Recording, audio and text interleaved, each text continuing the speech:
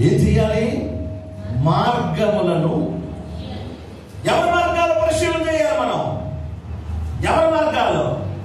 మన మార్గాలే. మనం చాలా మంది, కొంతమంది ఏం చేస్తారంటే వాళ్ళను వాళ్ళు పరిశీలించకుండా మానేసి ఎగరోళ్ళను పరిశీలిస్తూ ఉంటారు. అందు గురించి ఇక్కడ వాక్యం ఇలా రాయబడింది. వాళ్ళ పట్టించుకోరు, వాళ్ళ తప్పు వాళ్ళకి తెలియదు, వాళ్ళ లోపాలు ఉన్నాయి కానీ సరి చేసుకోరు.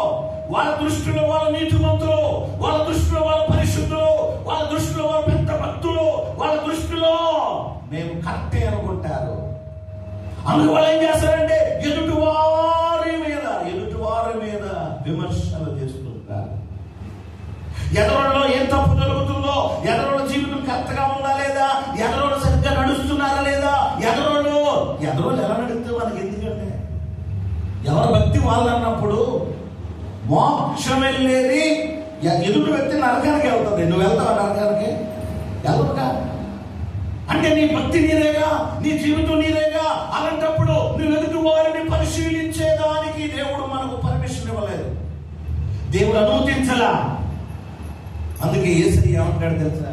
ఎదుటివాని నీ కంటిలో ఉన్న దూలమును నీవు ముందు తీసివేసుకో, అప్పుడు ఎదుటివాని కంటిలో ఉన్న నలుసు నీకు తేటగా కనబడుతుంది అంటాడు. హల్లెలూయా.